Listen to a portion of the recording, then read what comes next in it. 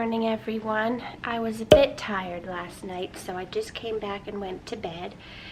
But this is going to be a packed but good day. We are going to grab a quick breakfast, head off to the convention center. We're basically spending all day there today because there was a lot going on there that I wanted to see. The first of which is a presentation this morning on podcasts, including Payne Lindsay from Up and Vanished podcast. And then this afternoon there's something exciting that I'm not going to tell you about in case it doesn't happen because I don't want to be disappointed. So if it happens, you'll see what it is. But otherwise, we're just going to walk around the trade show, have lots of things to check out, and I'll see you there. Ladies and gentlemen, please welcome to the stage writer for CNN Entertainment, CNN Money, and CNN, Sandra Gonzalez.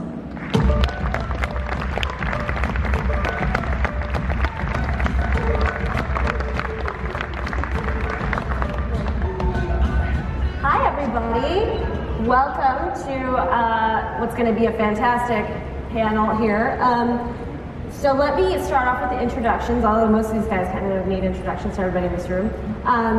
To my direct right is Zach Braff, executive producer, director, and star of ABC's Alex Inc.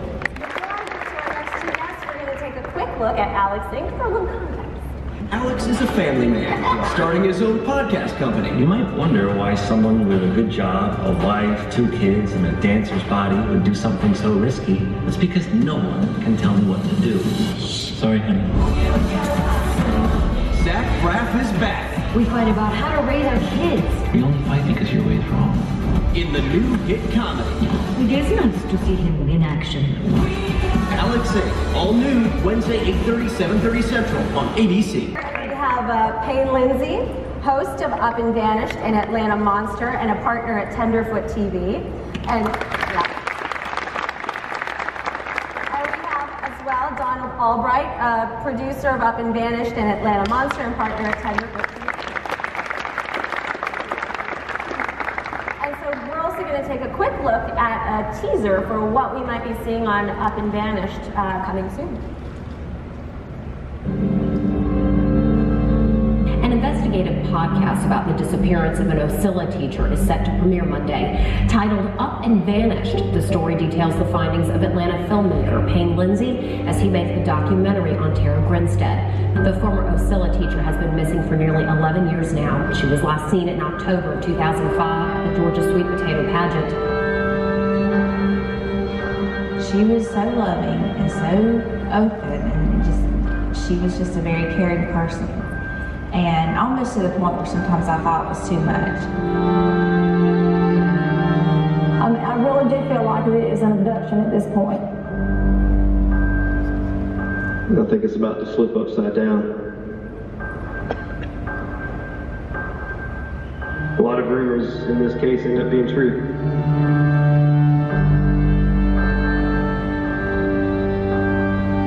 You want the truth? Here's the truth. I found out on January the 10th what happened to Tara. More than 40 GBI agents swarmed a pecan orchard in Benton Hill County this afternoon. With the intent to indeed have serious bodily harm to the person of Tara Grinstead. With the murder of Tara Grinstead from Tenderfoot TV in Atlanta, this is Up and Vanished. You just see what these people look like, and so I think that's pretty amazing that what you guys have done. Yeah, because until then they're just like Barbie characters in your head, and I really need to put a face to it. Yeah. But I want you all to kind of talk a little bit about your story because it's a very unique situation. Because Payne, you started off with the intent to do a documentary. You were looking for a new documentary subject, and then you found the story of Tara Grinstead. So you start doing this podcast, and around episode 10. Some real life stuff started happening that made this even more topical than it was when we started. Explain to everybody sort of. Yeah, so I set out to make a TV documentary or a docu-series. I had watched The Jinx and listened to Serial, watched Making a Murderer. I was sitting on my couch and I was like, why am I not making one of these? I identified as a filmmaker and I was looking for a project to catapult me into the space. And so I decided I'm going to look up a cold case somewhere in South Georgia where I was living, and I'm going to try to solve it, which was a crazy idea. And you had notes. Wait, we both asked the question. Where do you look up a cold case? Google. Cold case. No cool way to do that. Coldcase.com. Yeah. I just. And you had no experience engines. investigating cold cases, I take. No, I'm still not good at it. It sounds like you're pretty good at it. I just was looking for cases that were in proximity to me, and I found this story about a beauty queen and high school teacher from a small town of Ocilla, South Georgia. Her name is Tara Grinstead. She'd been missing for 12 years. No one knew what happened. Police didn't know. The Georgia Bureau of Investigation didn't know. And so I just started making some phone calls, and one of the first calls I made was my grandma, actually. And her best friend saw Tara the night she went missing. And so all these little dots started connecting, and I just started investigating this case, and I realized a couple months into it, I don't have any money to make a docu-series the way I want to do it. I listened to Serial. That's what got me into podcasting. So I said, okay, I'm going to make my Serial, basically. And so I just started making a audio documentary podcast show. And from that point forward, it just sort of took off. And around episode 10, 12, there were 2 arrests made in the case, and the trial for Tara Grinstead's murder will be this summer. My God. The rest because of what you had uncovered? I don't want to take credit for that part of it, but let's just say the podcast put a lot of heat on this town, and someone came forward with a tip, and that tip led to 2 arrests. You can be not humble. You really. Yeah, I think you should take credit. Let me tell you how to sell your show. He's gonna curse stop right Yeah, I'm gonna have an intervention here and say you took full credit. It's all because of you. Okay, Zach said it. That's incredible. Wow.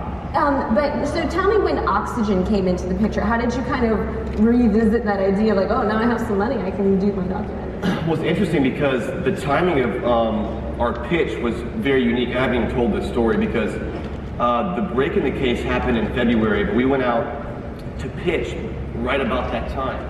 And so our series was this sort of unsolved docu-series. And then the week of the pitches, this thing just blew up and it became a national story. All of a sudden I was on Good Morning America talking about this case, and there was answers for the first time. And so for some people, it kind of threw them off a little bit, like, we already know the ending of the story or something, so they're really concerned about those elements of it. And so we kind of adapted our pitch a little bit, and Oxygen was very flexible, and they saw the bigger picture. Turns out we made 12 more episodes of the podcast after that, because the story did not end there.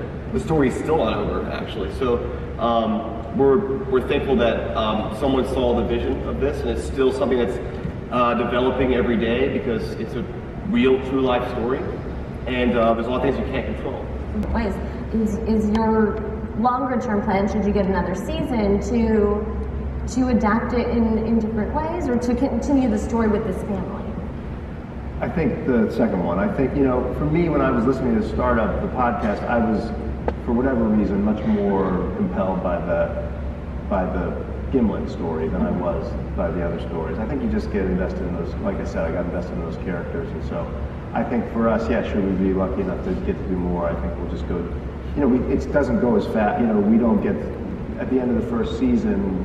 There's lots of doubt about whether they're going to succeed or fail still, and so I think we're going to try to kind of make that as long, take a while. Yeah, they would start other podcasts and populate the company as the company grows as a channel, but we would obviously stay with our core family and their stories. Interesting. How do I do this? Tease us.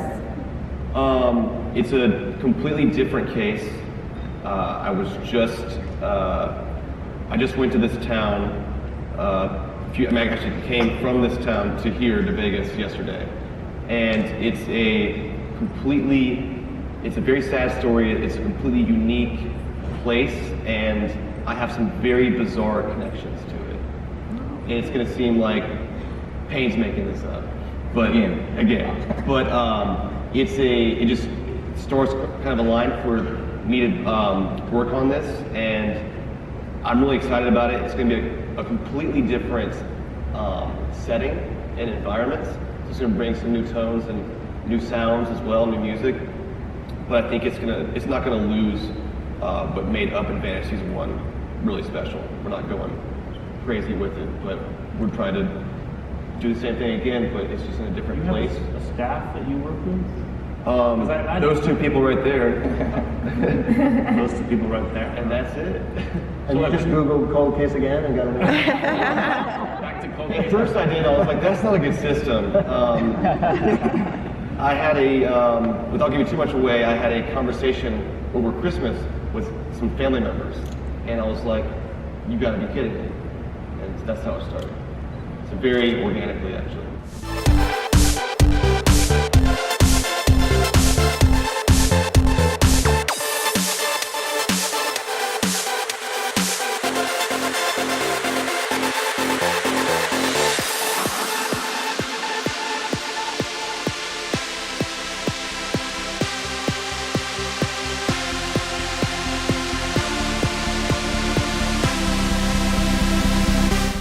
Back at the room after quite the long day, had that interesting discussion on podcasts this morning. I'll try to share some of that with you. Walked around the trade show quite a bit. I have a little bit of that for you too. And then the thing I didn't want to tell you this morning, I'm kind of glad I didn't get you excited, because Kristen Bell was supposed to be here receiving an award, but she couldn't make it because of a scheduling conflict. So I recorded the video that she sent for you and will include it, and hopefully I won't get any copyright, get in trouble for any of that, but I will include that for you. She came to many of our living rooms playing Veronica Mars, and from there, her stardom only grew. She's inhabited iconic roles in both television and film, spanning from Forgetting Sarah Marshall to Gossip Girl, House of Lies, The Good Place, and of course, Frozen. Kristen is also known for her extensive charity work, focused on animal welfare, working with the Michigan Humane Society and the American Society for the Prevention of Cruelty to Animals, among others. She has also supported Invisible Children, an organization focused on raising awareness about unrest in Uganda. Here's a short video about Kristen's extraordinary work.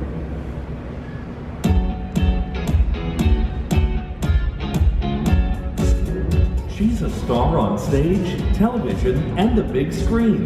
But no matter where she's performing, Kristen Bell manages to charm audiences by playing characters that showcase her unique talents.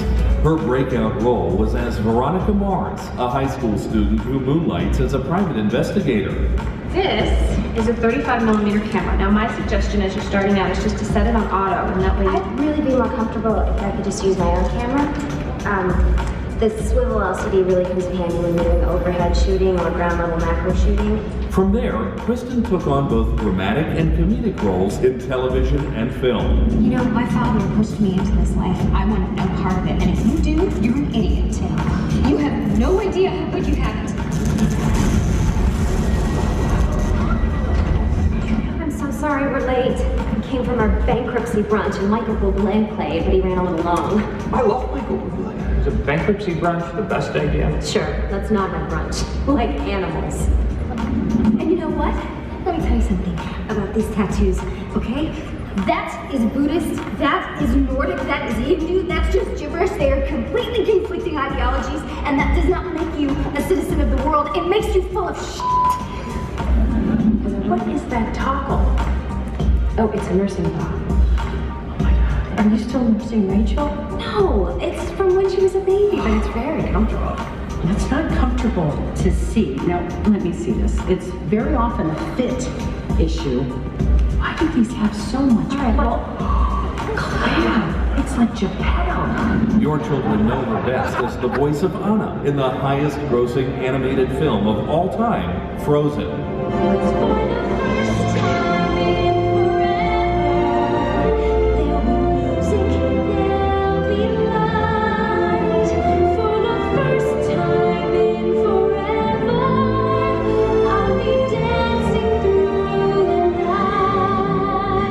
Kristen currently stars as Eleanor Shellstrop in the hit NBC series The Good Place. It's an epistemological nightmare.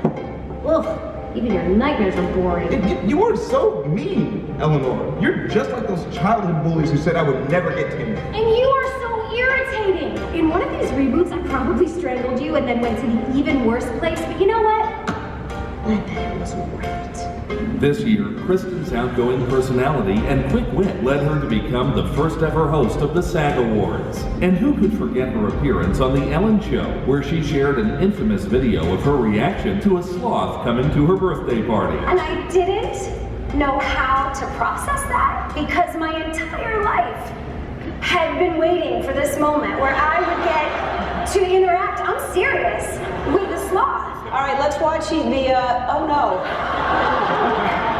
I wasn't joking. I was absolutely...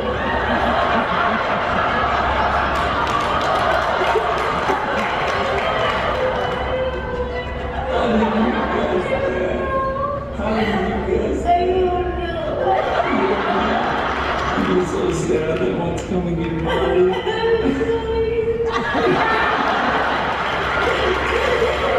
Let's bring out the cutest sloth. No, I just want to see.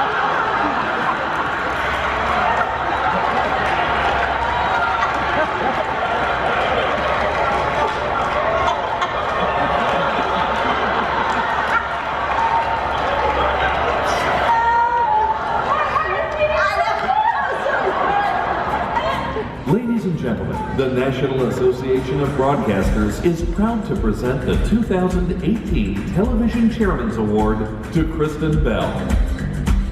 As Tommy mentioned earlier, unfortunately, Kristen could not join us today due to an unexpected work commitment. But we are pleased that she was able to send a message. Let's watch. Hi everyone, I am so sorry that I couldn't be there in person to accept this prestigious honor. I have been fortunate enough to experience the joy of being on broadcast television many times throughout my career, including my current home, which is The Good Place on NBC, and it's really a rare gift to be able to spread empathy and unity through this special platform. And I am deeply grateful to the National Association of Broadcasters, NAB President and CEO Gordon Smith, and Television Board Chairman Jordan Wertlieb for this prestigious award. I grew up with a front row seat to the world of broadcasting. If you don't know, my dad is a news director, and he spent 30 years as a news director and just going from city to city sharing the local and national news. And I remember when we were little, my sisters and I would sit with him either behind the monitors or at home on the couch intensely watching the news, just in awe of the perfectly coiffed hair and the weatherman's green screen. Today, my real admiration lies in my father's commitment to disseminating the truth and his unrelenting prioritization of fact over fiction. So thank you, Dad. I am deeply appreciative to him and to all of you that have dedicated yourselves to improving the lives of your audience with knowledge. Congratulations on your hard work, and thank you again for this honor. We're trying to figure out where to go for dinner, and then we have to check out the store Ross because Mom says they have lots of dresses I have to check out, which means trying on things, which is my least favorite thing to do. But we'll see how that goes, and we'll let you know what else happens tonight. It's been a hectic day, and I think the days are catching up with me because I'm feeling a little bit more tired each day. Didn't get any video of what I just did. Basically, we went to dinner at MGM. Didn't find any dresses at Ross. Struck out there. But now I'm back a little later than expected, but this is a must tonight because my feet and legs badly need this after all the walking. I used a little Lush product to make all the bubbles. Haven't turned the whirlpool on because you won't be able to hear me, but I'm very much looking forward to enjoying a nice, relaxing bath. You can see why I like these tubs, especially with Lush bubbles. This isn't as much as it was before, but it will give you an idea. And I have to say, this is pretty much my dream bathroom. Nice and open, separate shower, Nice big whirlpool tub. Maybe someday. Who knows?